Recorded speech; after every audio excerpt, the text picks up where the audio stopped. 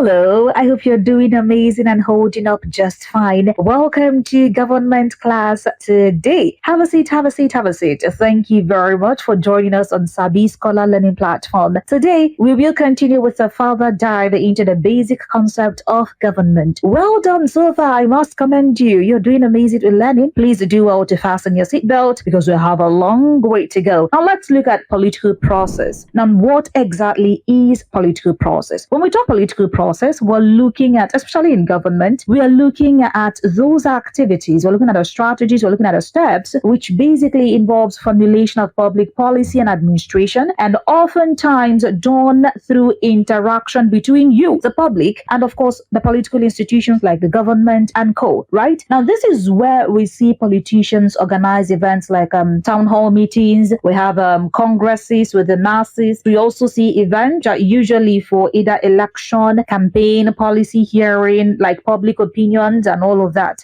These things are what we call political processes. Now, for the purpose of this class today, I want you to imagine the 2023 presidential election in Nigeria and keep it in mind. It will be our best shot with our analogy today. Now, let's look at component of political processes. Let's even start looking at what make up political processes. And in looking at this, we're talking about political socialization, we're talking about political participation, and we're talking about political culture. Don't worry, we'll explain it one after the other. First, political socialization. When we're talking political socialization, we are simply talking about that learning phase, that first phase, that process of interaction to learn, to understand, to have an idea of your political choices, of the political activities in your country, the values, the opinions, and other things about politics and the activities, including public policies and government processes in your country. For instance, we can look at the level of interaction among Nigerian youths seeking to understand or to know,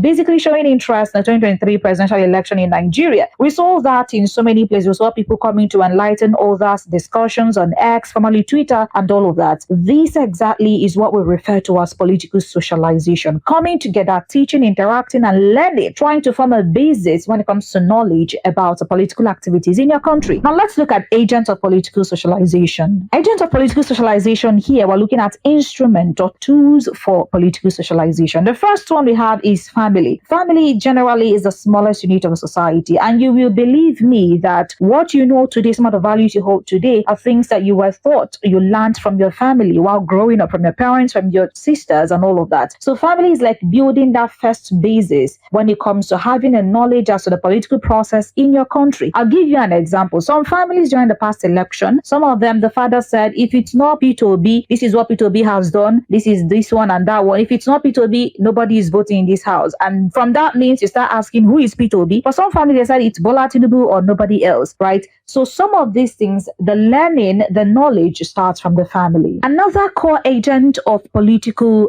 socialization here, we're looking at schools. Now, schools are agents of political socialization. Typical example is myself talking here. Don't worry, this is an audio school. You're in SabiScholar, so SabiScholar school. I am your teacher and I'm teaching government. Courses like this get to tell you more, right? Teach you what you need to know about the government processes in your country, right? Your rights, the policies, how the government is going about the activities, and you get to know, have an idea of them. So yes, schools are core agents of political socialization. Away from schools, we have peer group, right? Now, this is also a pivotal agent. I'm telling you this because some persons, even you listening, might probably have gotten a lot of information about election in Nigeria, the next policy of government, just basically because you're having a conversation with your friends. Now, this group of people who you consider your friends, they're the ones categorized in a peer group. They get to tell you things happening, you discuss about them, hence you get to learn more about some political activities in your country. Now, away from peer group, we have mass media as an agent of political socialization. Yes, media generally is a key agent. In fact, the major political moves, the opinions, the values held by a lot of persons are powered by the media. Radio, TV content on government affairs, news, and further creating platform, of course, for people to call in and ask questions, right? This exactly goes on to teach people a lot of things they need to know about political activities in their country. Let me even give you a clear instance of X. formerly Twitter. During the past election, 2023 presidential election, on Twitter currently, or X, we have a faction called Political Twitter. This very faction or part of Twitter played a huge role in enlightening people and teaching them about political processes. Till now, they are still doing it. So yes, mass media is a big-time agent of political socialization. The last agent we're going to look at is political parties. They are actually a very strong ground for people to learn and develop ideologies about political activities and government processes. Away from this, now let's look at political participation. Another interesting component of political process is political participation. Now, this is simply the active involvement, the voluntary involvement of you and myself as public, right, in the political and governing process of the country. And this is basically our willingness, your willingness to take part, influencing the public policies directly or indirectly. Now, think of it to be more like you've learned, you've socialized, you've learned about the activities of the government, right? Either from Twitter, either from radio, TV, either from your friends or family. And right now, you want to actively put into practice that very thing you learned by being a part of the process. For instance, joining elections, campaigning, getting to teach, forming public opinions on some government policies, right? That's exactly what we talk about when we are talking about political participation. Now, when people are nonchalant, when people don't care about the political activities in their country, that atmosphere of not caring, that moment they don't care, is called political apathy. So bear this in mind, and when you see it in your exam, you'll be able to click. Now, the last form of a political process we'll be looking at is political culture, right? Now, this is simply the set of belief. We're talking about norms, we're talking about mindset, we're talking about sentiment, right, that informs or guides the behavior of people in a political system. Now, this is stemming from everything people have learned, everything they know, they've socialized, they've learned, right? And then they've been able to participate. And of course, they are able to see at the end of the day that this is what it is. And then it informs their attitude towards a particular, maybe political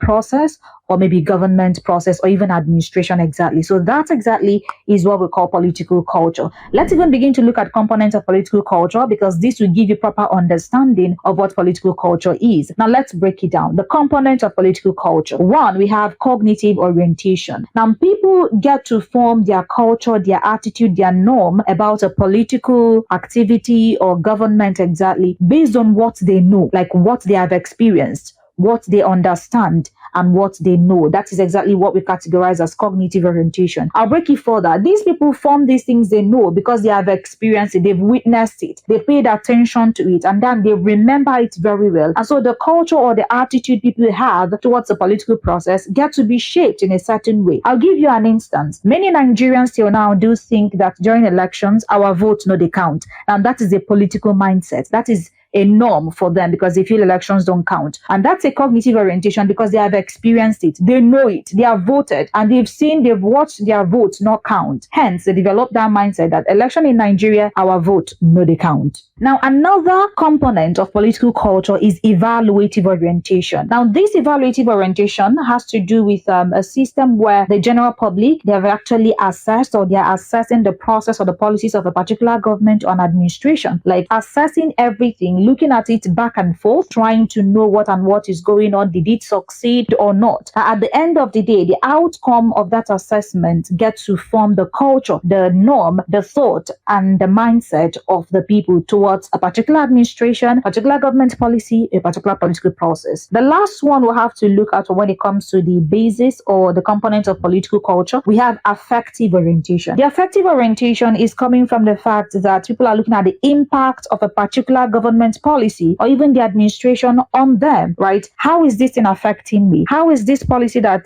this man made affecting me exactly? If it's affecting me positively, then I'll have a positive orientation towards the administration. But if it's not affecting me positively, then I'll have a negative orientation about it, and that's a negative culture on the ground about the administration. So by this affective orientation, people are basing their norms, their mindset, their sentiment with respect to a particular administration. I'll give you another instance with Nigerian political space. The APC has been in government for a long time, and for the time during Muhammadu Buhari time, a lot of Nigerians felt, in fact, poverty rose to an all-time high. We were multidimensionally poor. And as a result of that, the way it affected a lot of Nigerians, they actually felt that any APC, anything is not going to be favorable for me. That's the kind of culture, the kind of thought some Nigerians are having right now, even when the present administration is of APC. Now let's look at the determinants of political culture. When we talk about things that are determining political culture, we are looking at different ethnicity. Different ethnic groups with their diverse belief, norms, and political ideologies will always collide because they are not the same. Yorubas will have their own belief, Igbos will have their own belief, Hausas will have their own belief, right? And when it comes to political activities,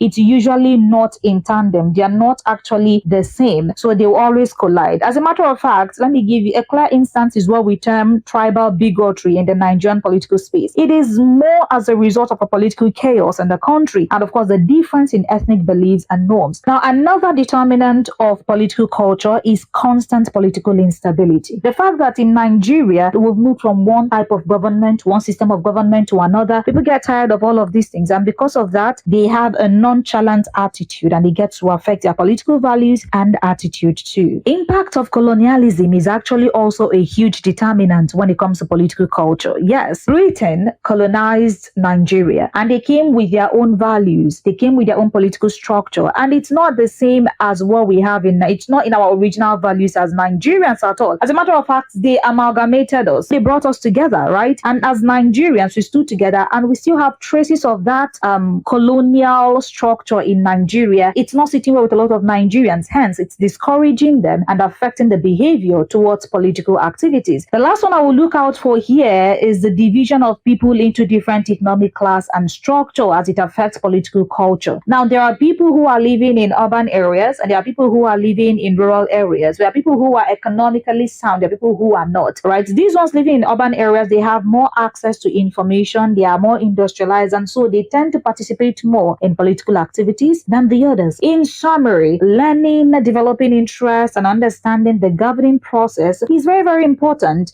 because it informs and gets to affect the level of participation needed in the society. And this level of participation goes a long way to determine the political culture of that very society. Thank you very much for listening and, of course, being a part of the class. I will see you again next time. Bye.